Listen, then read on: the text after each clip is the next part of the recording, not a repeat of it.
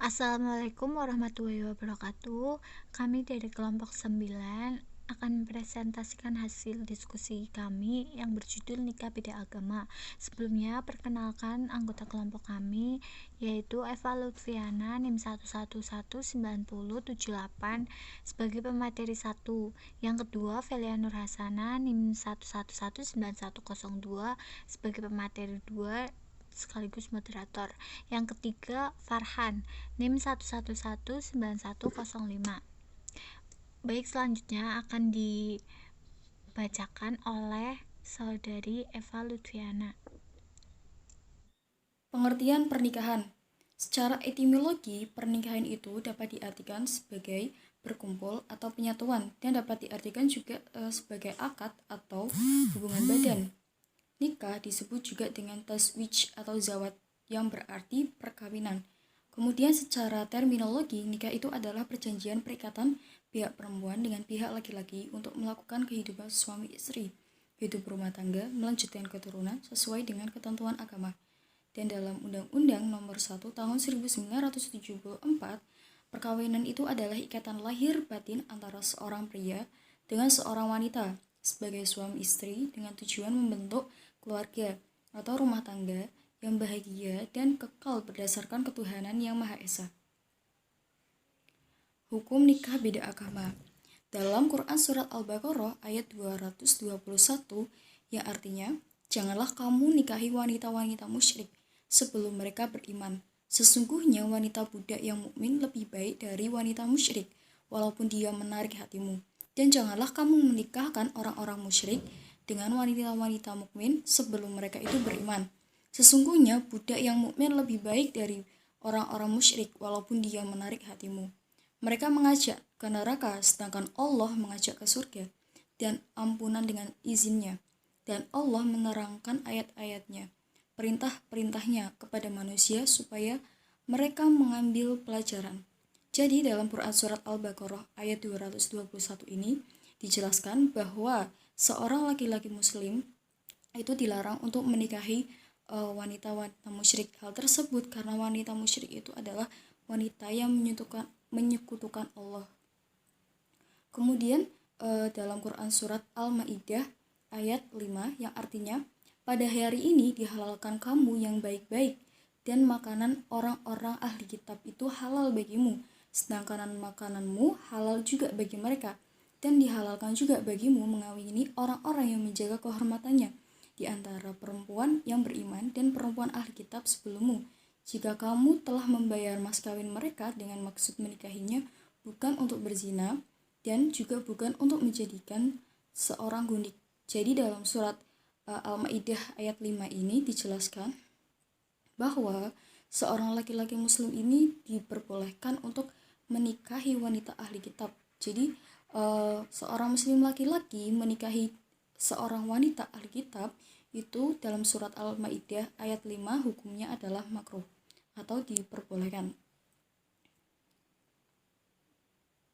Selanjutnya dalam Quran surat Al-Muhtahanah ayat 10 yang artinya, hai orang-orang yang beriman, apabila datang berhijrah kepadamu perempuan-perempuan yang beriman, maka hendaklah kamu uji keimanan mereka. Allah lebih mengetahui tentang keimanan mereka. Maka jika kamu telah mengetahui bahwa mereka benar-benar beriman, maka janganlah kamu kembali kepada mereka, suami-suami mereka, orang-orang kafir.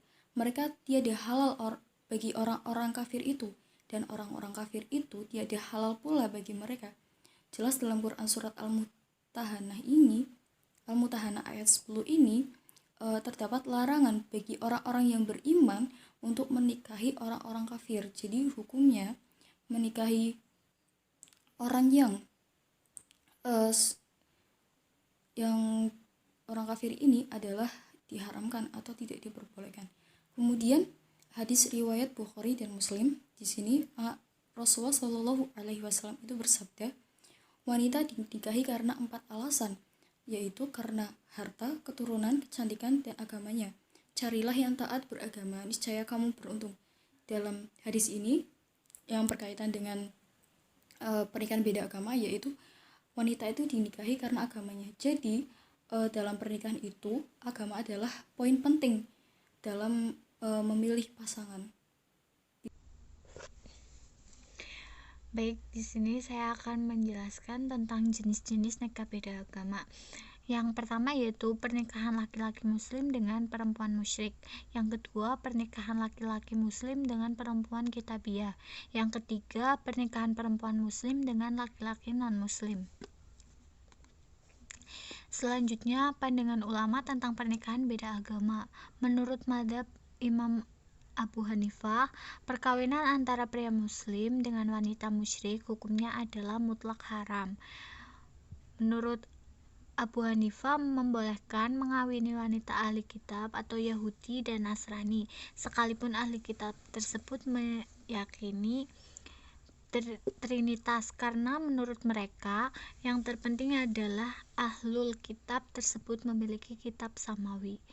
Menurut mazhab ini, yang dimaksud dengan ahlul kitab adalah siapa saja yang mempercayai seorang nabi dan kitab yang pernah diturunkan Allah Subhanahu wa taala, termasuk juga orang yang percaya kepada Nabi Ibrahim alaihissalam dan suhufnya, dan orang yang percaya kepada Nabi Musa alaihissalam dan kitab Zaburnya, maka wanitanya boleh dikawini. Yang keempat, pembolehan tersebut bersifat makruh sebagaimana yang disampaikan oleh Wahbah Az-Zuhaili, bahwa madhab Hanafi berpendapat seorang muslim makruh menikah dengan perempuan ahli kitab dan ahli zimah.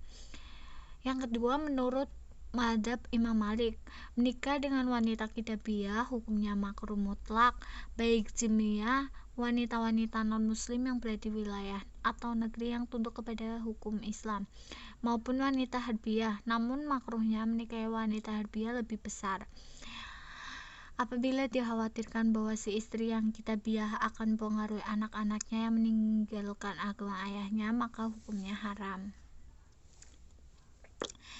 Yang ketiga, menurut mazhab Imam Syafi'i berpendapat bahwa apabila seorang wanita masuk Islam atau dilahirkan dalam keadaan Islam, atau salah seorang dari kedua orang tuanya masuk Islam sementara dia masih anak-anak dan belum mencapai usia balik, maka haram atas setiap lelaki musyrik, ahli kitab, atau penyembah berhala untuk menikahinya dalam segala keadaan. Apabila kedua orang tuanya musyrik lalu disebutkan kepadanya sifat-sifat Islam dan ia memahaminya, maka saya melarang wanita dinikahi oleh laki-laki musyrik. Imam Syafi'i juga berpendapat bahwa dihalalkan menikahi wanita-wanita merdeka ahli kitab bagi setiap muslim, karena Allah Subhanahu wa taala menghalalkan mereka tanpa pengecualian.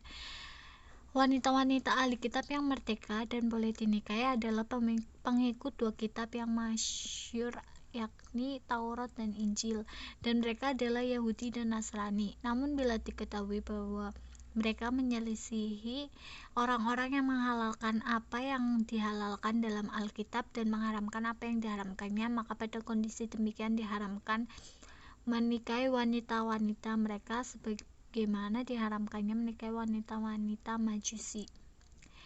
Yang keempat, menurut mazhab Imam Hambali, mazhab Hambali mengemukakan bahwa haram menikahi wanita-wanita musyrik dan boleh menikahi wanita Yahudi dan Nasrani.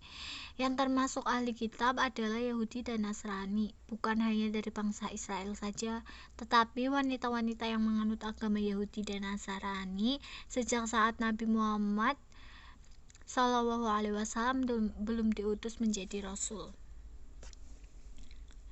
Selanjutnya akan dipaparkan oleh saudara Farhan. Silakan.